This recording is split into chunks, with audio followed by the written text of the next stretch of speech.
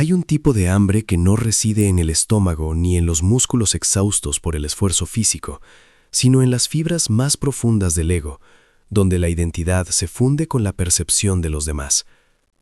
Es un hambre silenciosa, crónica e insaciable, que se manifiesta en la mano temblorosa que espera una respuesta, en el escrutinio obsesivo de una expresión facial distante, o en la revisión compulsiva de la pantalla que dicta, en fríos números, el grado de nuestra aceptación social. Es el hambre de validación humana. Es un impulso tan primitivo como respirar, pero infinitamente más destructivo cuando no se controla. No es mera vanidad ni una ligera necesidad de afecto. Es la búsqueda incesante de un espejo externo que confirme la propia existencia. Sin este reflejo, nuestra forma parece desvanecerse, nuestra voz se convierte en un murmullo inaudible. El cuerpo humano, en su compleja ingeniería, aprendió a sobrevivir en grupo. Para el cerebro ancestral, ser rechazado por la tribu era una sentencia de muerte, inmediata e irrevocable. Esta programación evolutiva persiste, cruelmente adaptada a nuestro entorno moderno, donde la tribu ya no se compone de 50 cazadores-recolectores, sino de miles de rostros anónimos en vastas e implacables redes sociales, de jefes distantes que miden nuestro valor en hojas de cálculo de rendimiento y de socios que tienen el poder de sancionar o vetar nuestra paz interior con una simple mirada de desaprobación. La validación, en este contexto, no es un lujo psicológico, es una necesidad básica, un oxígeno emocional que, paradójicamente, sofoca el alma que lo inhala en exceso. Nos encontramos en la era del rendimiento cuantificado, un escenario global iluminado por pantallas de alta definición, donde cada movimiento se registra, evalúa e inevitablemente juzga. El escenario actual es Telarís, el país de la pantalla, donde la identidad auténtica se intercambia con frecuencia por una identidad optimizada y pulida, diseñada específicamente para el consumo externo. La contextualización es crucial.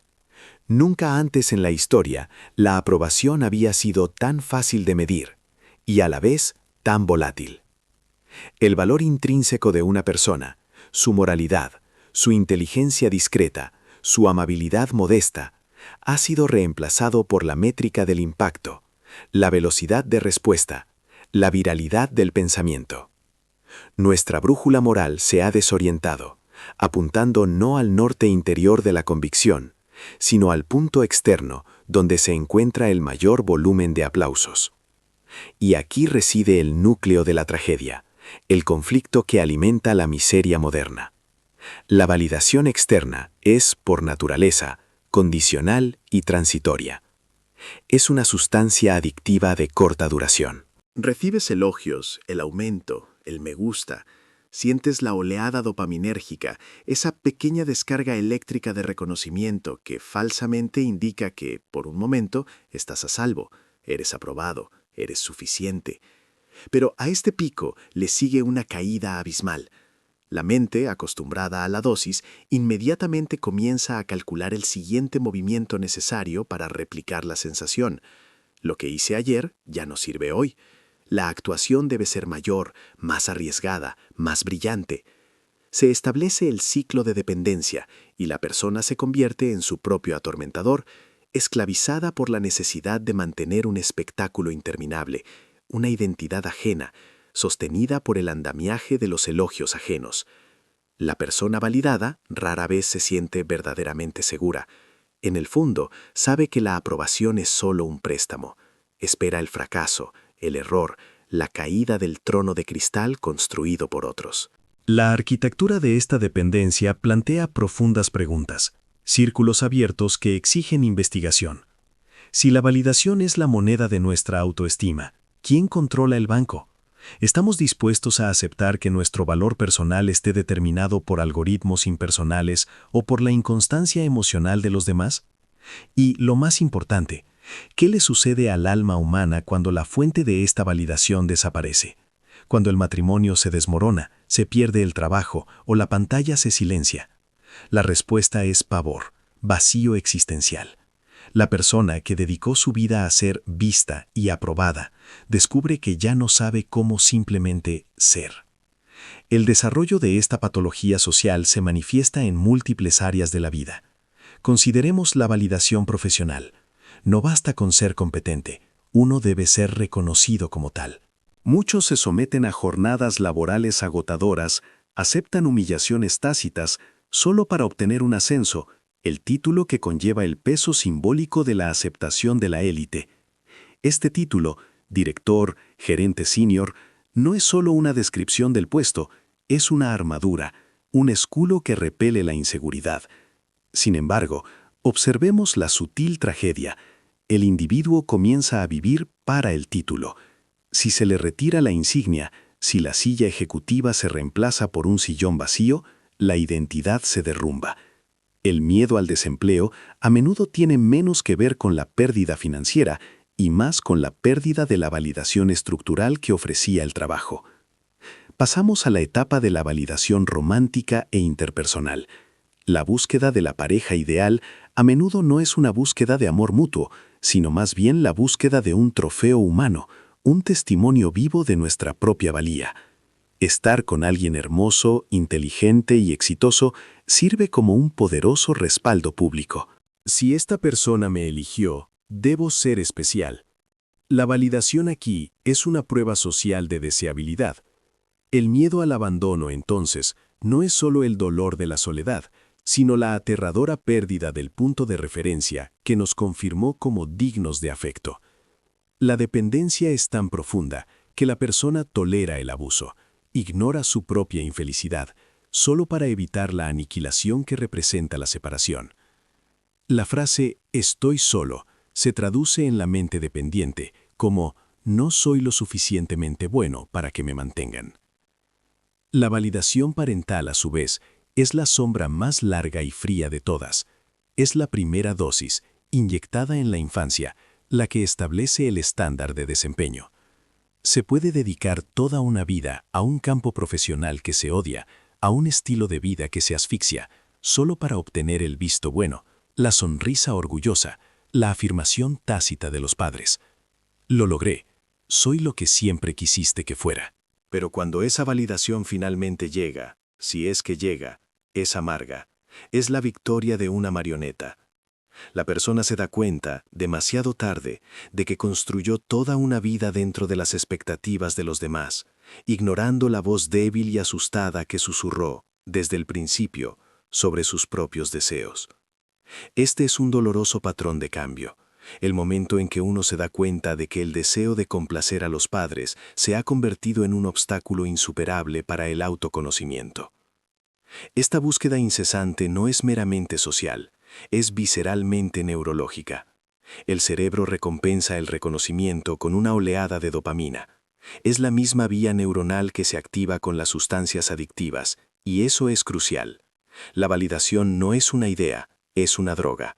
Los elogios ajenos son una dosis, y el cuerpo desarrolla rápidamente tolerancia, exigiendo dosis cada vez mayores y más frecuentes para alcanzar el mismo nivel de satisfacción.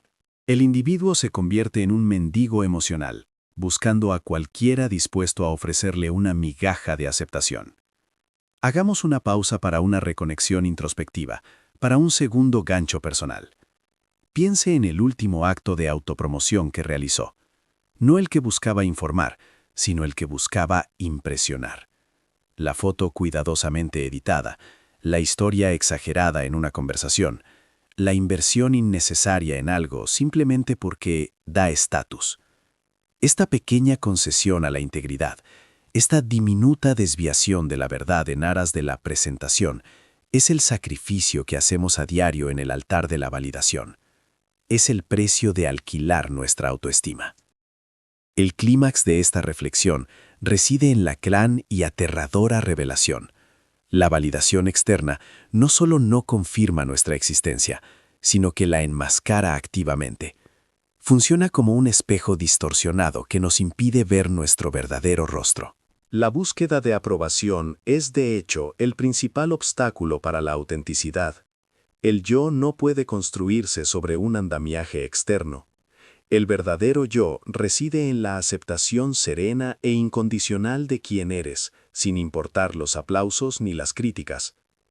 Cuando finalmente logras el reconocimiento que tanto anhelabas, el trabajo soñado, la pareja perfecta, la admiración del público, y los aplausos resuenan a tu alrededor, se produce un aterrador momento de silencio. ¿Dónde está la paz duradera? No es externa. El premio que perseguías no eran los aplausos, era la quietud. Y ahora los aplausos cesan, y el silencio revela tu alma, aún vacía, esperando el siguiente cumplido. La estructura que construiste se derrumba, y te das cuenta de que el verdadero logro no fue hacer creer a los demás en tu valía, sino hacerte creer a ti mismo. Por lo tanto, estamos atrapados en una jaula de oro construida por nosotros mismos, donde el oro de la aprobación externa brilla intensamente, pero el aire se enrabece. La liberación no reside en recibir más validación, sino en apagar el medidor, en romper la adicción. La esencia del drama humano reside en esta eterna oscilación entre el ser y la apariencia. Vivimos bajo el eco hueco del valor prestado, donde la pregunta apremiante no es ¿quién soy yo para ellos?, sino ¿quién soy yo cuando nadie me ve? Reflexiona profundamente en tu espejo interior. Si el mundo entero guardara silencio durante un día y tú fueras el único testigo de tus propias acciones, ¿quién en ese silencio absoluto sería tu juez más severo? Y aún más crucial, ¿quién sería el único que finalmente podría emitir el veredicto de la aceptación incondicional? La respuesta reside en la dolorosa excavación del yo, enterrado bajo capas de actuaciones y expectativas ajenas. Este es solo el comienzo del camino para desmantelar la necesidad humana de validación. La pregunta que queda es, ¿estamos preparados para afrontar el terror de la autosuficiencia? Nota importante. Este contenido es solo para fines educativos y no reemplaza la orientación ni el tratamiento profesional, pero puede ayudar a recuperar el control en momentos críticos. Saludos cordiales y hasta la próxima.